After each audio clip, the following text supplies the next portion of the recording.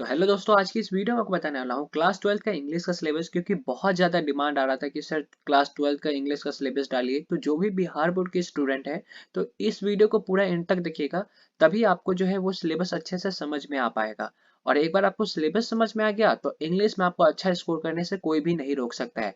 और जिन लोगों को डाउट लग रहा है ना कि सर मैं फेल हो जाऊंगा इंग्लिश में, मैंने कुछ भी नहीं पढ़ा है अभी तक, तो इस वीडियो को ध्यान से देखिए। आपको हर एक कुछ समझ में आ जाएगा और आपको ये भी कॉन्फिडेंस आ जाएगा कि आप फेल नहीं होने वाले हैं। इसका गारंटी मैं लेता हूँ। और इसी चैनल पे आपको मैं इंग्लिश का सारा कोर्स कंप्लीट करवाने वाला हूँ आपका। ठीक है, मुझे पता है मात्र 2 महीना बचा हुआ है, लेकिन मैं इस 2 महीने में आपका पूरा सिलेबस कंप्लीट करा के दे दूंगा। ठीक है, पहले मैं चैप्टर करवाऊंगा जो भी आपका चैप्टर है, उसके बाद फिर उसको ऑब्जेक्टिव क्वेश्चन भी प्रैक्टिस करवा दूंगा। और फिर ग्रामर का तो मैं हूँ ही स्पेशलिस्ट, तो मैं आपको ग्रामर भी कंप्लीट करवा दूंगा। ओके, तो चलिए वीडियो को शुरू करते हैं।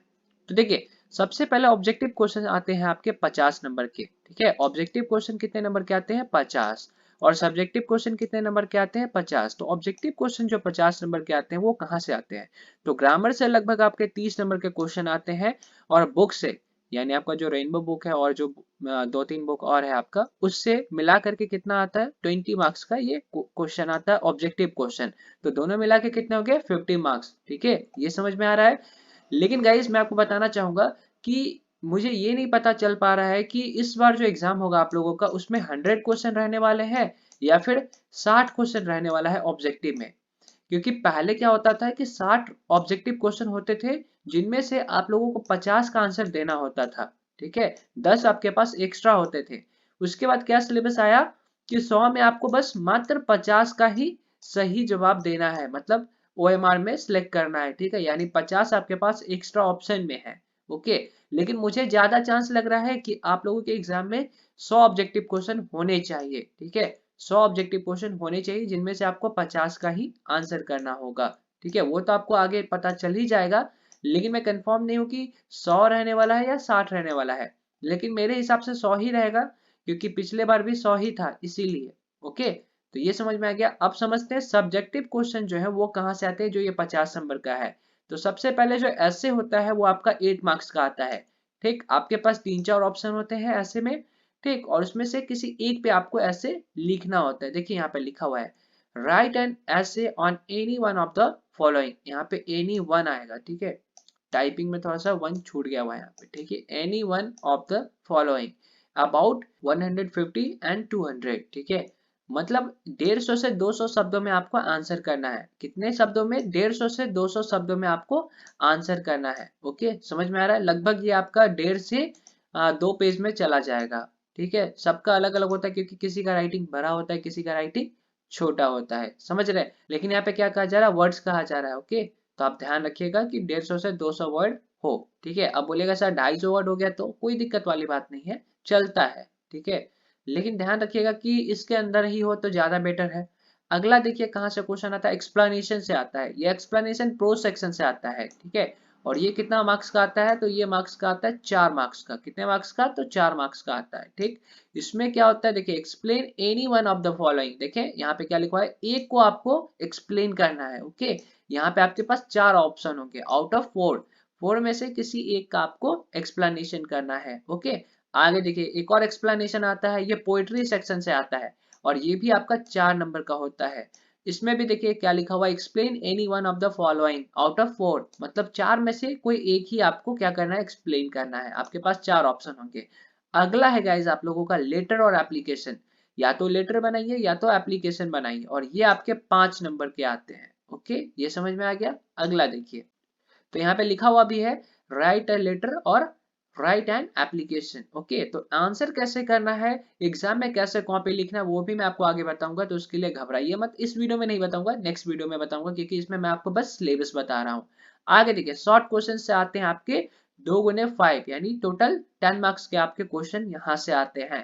ठीक है, आपका एक क्वेश्चन 2 नंबर का होता है, एक क्वेश्चन आपका 2 नंबर का होता है। टोटल क्वेश्चन आपको कितना बनाना होता है? 5 क्वेश्चन बनाना होता है, तब ना हुआ 10 नंबर। समझ रहे हैं? और यहाँ पे लिखा हुआ भी होगा आपके क्वेश्चन में, answer any 5 of the following in about 40 to 50 words, मतलब 40 से 50 वर्ड्स में ही आपको आंसर देना है, क्योंकि शॉर्ट आंसर क्वेश्चन है ये। ठीक है, समझ रहे हैं? 2 ही नंबर का एक क्वेश्चन है, तो आपको उतना ही में जवाब देना है, ये नहीं कि पूरा पेज भर रहे हैं, ऐसा बिल्कुल भी नहीं करना है, ठीक है, समझ रहे हैं। 5 क्वेश्चन का आंसर करना है, ये नहीं कि 5 से ज्यादा बना दीजिएगा, तो उसका काउंट वो तो काउंट होगा नहीं, अगर आपने एक्स्ट्रा भी बना दिया तो वो काउंट कभी भी नहीं किया जाएगा। तो एक्स्ट्रा बना के कोई फायदा नहीं है, जितना बोला जाए उतना ही आपको करना है। अगला देखिए, summary, translation, match the following and story of English से क्वेश्चन आता है, ठीक है। 5 into 3 यानी 15 मार्क्स के क्वेश्चन आपके यहाँ से आते हैं, ठीक, समझ आ रहा है। तो यहाँ पे आपको क्या करना है, 3 क्वेश्चन का आंसर करना है और एक क्वेश्चन आपका 5 मार्क्स का है, एक क्वेश्चन आपका 5 मार्क्स का आता है, समझ रहे हैं। और आपको 3 क्वेश्चन का आंसर करना है, इसमें से 3। तो देखिए काफी आसान है इसमें से नंबर उठाना। देखिए मैं बताता हूँ आपको क्या करना है। Answer any 3 questions of the following in about 100-200 words, ठीक है, आउट ऑफ 5, ठीक है। 5 यहाँ पे आपके पास 5, यहाँ पे आउट ऑफ 5 नहीं लिखना चाहिए था मुझे, ठीक है, ये आउट ऑफ 5 मुझे यहाँ पे नहीं लिखना चाहिए था, क्योंकि 5 से ज्यादा ऑप्शन यहाँ पे मौजूद है। ओके, समझ में आ रहा है, तो 5 से ज्यादा ऑप्शन इंक्लूडेड है यहाँ पे।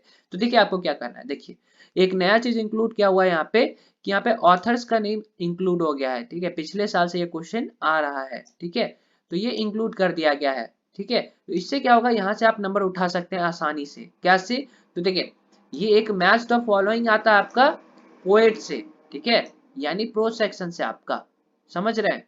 तो यहां से आपका ये 5 मार्क्स यहां से आ गया।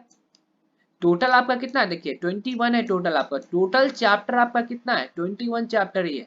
अगर वो 21 चैप्टर का आप ये याद कर लेते हैं कि इसका राइटर कौन है, इसका ऑथर कौन है, तो मुझे नहीं लगता कि ये 10 नंबर आपसे कोई छीन सकता है। ये 5 नंबर ये प्रो सेक्शन से और 5 नंबर का ये, ठीक है, ऑथर मैच करने के लिए आता है, ठीक है, कि इस कविता को किसने लिखा है और या फिर इस कहानी को किसने लिखा है, ये डी ऑप्शन में रहता है। और इस कविता को किसने लिखा है, 5 दूनी 10 नंबर तो आपका यहीं पे फिक्स हो गया है।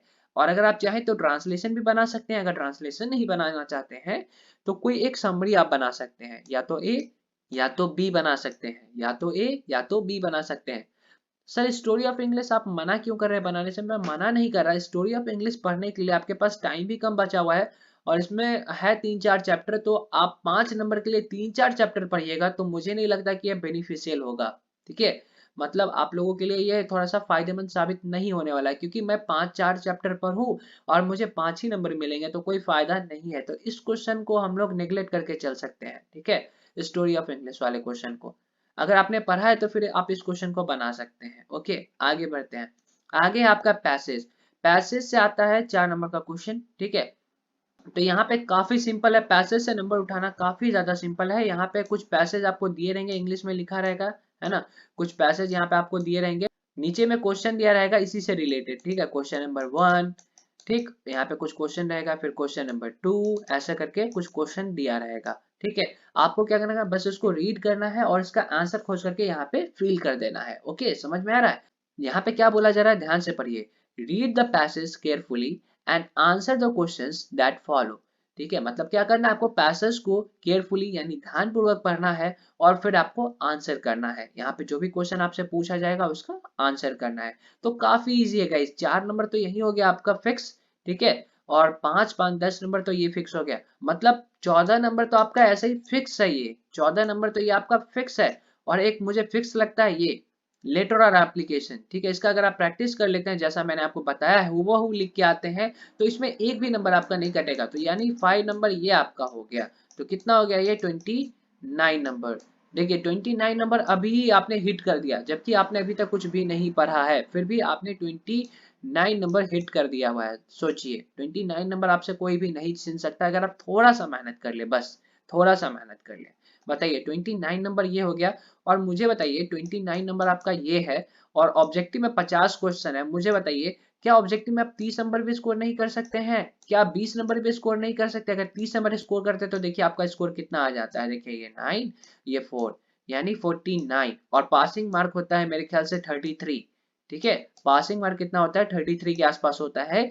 तो पास तो ऐसे ही कर गए आप, तो फेल होने का तो टेंशन है ही नहीं बिल्कुल भी, तो आप लोग डर क्यों रहे हैं। मैं तो ये चाह रहा हूँ गाइस कि आप लोग 80 नंबर लाइए, 80 प्लस लाइए, है ना, 90 प्लस लाइए, ऐसा कुछ नंबर लाइए जिससे आपको भी अच्छा लगे और आपको भी प्राउड फील हो कि आपने 2 महीने पढ़ करके इतना अच्छा नंबर स्कोर किया है और आप कर भी सकते हैं, ठीक है, और आप कर भी सकते हैं स्कोर, आसानी से स्कोर कर सकते हैं, काफी ज्यादा इजी है। अगर आप थोड़ा सा मेहनत कर लेते हैं मेरे साथ, ठीक है, इस 2 महीने आप थोड़ा सा मेहनत करिए, मैं आपको सारा कुछ कंप्लीट करा के दूंगा। ये सारा नोट्स आपको मिल जाएगा फ्री में, ओके, ये सारा नोट्स आपको फ्री में मिल जाएगा। इसका जो नोट्स है आपको मिल जाएगा टेलीग्राम चैनल पे, टेलीग्राम चैनल ज्वाइन कर लीजिएगा, टेलीग्राम का लिंक आपको डिस्क्रिप्शन में मिल जाएगा। समरी लिखने का जो ट्रिक है मैंने ऑलरेडी आपको वीडियो बना करके समझाया हुआ है कि समरी कैसे लिखना। अगर आपने इंग्लिश में कुछ भी नहीं पढ़ा है फिर भी आप समरी लिख पाएंगे, इसका गारंटी है। आप मेरा समरी लिखने वाला वीडियो एक बार देख लीजिएगा, होगा तो ऊपर आई बटन में ऐड कर दूंगा या डिस्क्रिप्शन में उसका लिंक दे दूंगा। और लेटर एप्लीकेशन भी मैंने सिखा रखा है आप लोगों को, तो यहाँ भी आपको कोई भी डाउट नहीं आना चाहिए। अब बात करते हैं कि ये जो ऑब्जेक्टिव क्वेश्चन जो आते हैं आपके 50 नंबर के, ये किन किन टॉपिक से आते हैं। तो चलिए मैं आपको टॉपिक की ओर ले चलता हूँ कि किस किस टॉपिक से आपको ऑब्जेक्टिव क्वेश्चन आता है। तो देखिए गाइज, आप लोगों का जो ऑब्जेक्टिव क्वेश्चन आता है वो कहाँ से आता है, ध्यान से देखिए। ग्रामर से जो ऑब्जेक्टिव क्वेश्चन आता है वो कहाँ से आता है, तो जो आपका आर्टिकल चैप्टर है वहां से आता है, नाउन चैप्टर है वहां से आता है, प्रोनाउन चैप्टर है वहां से आता है, verb, time and tense, adjective, preposition, question tag, synonyms, antonyms, voice, narration, one word substitution, spelling test, idioms and phrases, correct sentence. तो यहाँ से आपके ऑब्जेक्टिव क्वेश्चंस आते हैं ग्रामर से। और ग्रामर से जो आपका सब्जेक्टिव क्वेश्चन जो आता है वो कहाँ से आता है, तो ऐसे जो हो गया वो तो एक तरीके से मैं ग्रामर में ही उसको लेकर के चलता हूँ, ठीक है, क्योंकि उसमें आपको तो सेंटेंस बना बना करके लिखना होता है, एक तरीके से वो ग्रामर ही है ना। लेटर एप्लीकेशन को भी मैं ग्रामर में ही लेके चल रहा हूँ, ट्रांसलेशन को भी ग्रामर में, क्योंकि उसमें तो पूरा ग्रामर ही यूज करना है आपको, पैसेज प्रेसेज को भी मैं ग्रामर में ही लेके चल रहा हूँ, ठीक है। आगे देखिए, बुक से आपका जो सब्जेक्टिव आता है वो कहाँ से आता है, एक्सप्लेन प्रोज से आता है, एक्सप्लेन पोइट्री से आता है, जैसा कि मैंने आपको बताया, क्वेश्चन आंसर रहता है, समरी रहता है एक प्रोज का और एक पोइट्री का, है ना, मैच द फॉलोइंग रहता है एक प्रोज से और एक पोइट्री से, याद आया, और एक स्टोरी ऑफ इंग्लिश का क्वेश्चन होता है ना। तो जिसको हम लोग नेग्लेक्ट करके चलेंगे, एक क्वेश्चन के लिए, एक 5 नंबर के क्वेश्चन के लिए हम लोग पूरा स्टोरी ऑफ इंग्लिश पढ़ेंगे क्या, नहीं, बिल्कुल भी नहीं ऐसा करना है, समझ रहे हैं। तो हम लोगों को क्या करना है, हम लोगों को समरी बनाना है एक, और 2 मैच द फॉलोइंग बनाना है। तो कितना इजी हो जाएगा, 15 नंबर वो हो गया आपका, ठीक है, समझ रहे हैं। तो यहाँ से आपका टोटल जो है वो क्वेश्चन आता है। इन सारे का जो पीडीएफ है आपको टेलीग्राम चैनल पे मिल जाएगा फ्री में, तो आप वहां से डाउनलोड कर सकते हैं, ओके। और मैं बताना चाहता हूँ आप लोगों का जो भी चैप्टर स्टार्ट होगा, जैसे इंडियन सिविलाइजेशन एंड कल्चर आपका फर्स्ट चैप्टर है, वहां से जो स्टार्ट करूंगा मैं, तो मैं आपको वहाँ पे हिंदी और इंग्लिश दोनों समझाऊंगा। इस चैप्टर में क्या कहा गया है वो मैं आपको समझा दूंगा, उसका समरी आपको मैं सिखा दूंगा कि अच्छा इसमें ये कहा गया था और आपको ऐसे ऐसे लिखना है इसके बारे में, वो मैं आपको सिखा दूंगा। फिर उसके बाद मैं आपको उसका ऑब्जेक्टिव क्वेश्चन प्रैक्टिस करवा दूंगा, तो वो जो चैप्टर आपके दिमाग में अच्छे से सेट हो जाएगा, ठीक है, समझ रहे हैं। और फिर जो ऑब्जेक्टिव का जो नोट्स होगा वो भी आपको मिल जाएगा, और जो मैं आपको सब्जेक्टिव करवाऊंगा यानी आपको मैं जो समरी करवाऊंगा उसका भी नोट्स आपको फ्री में मिल जाएगा। तो उसके लिए आप टेलीग्राम चैनल को ज्वाइन कर लीजिए, अगर आप सच में मेहनत करना चाहते हैं, सच में इंग्लिश में अच्छा स्कोर करना चाहते हैं तो ज्वाइन कर लीजिए। और ये सारा जो क्लास है आपको बिल्कुल फ्री में प्रोवाइड किया जा रहा है, तो अगर आपको इन्फॉर्मेटिव लगता है, अच्छा लगता है, तो अपने फ्रेंड के साथ जरूर शेयर करिएगा। तो चलिए गाइज, आज की इस वीडियो में बस हम लोग इतना ही रहने देते हैं, मिलते हैं फिर किसी नेक्स्ट वीडियो के साथ। अगर आपको किसी भी टॉपिक में डाउट आता है तो नीचे कमेंट करिएगा, मैं आपके हेल्प के लिए मौजूद हूँ। Thanks for watching, bye bye, take care and have fun.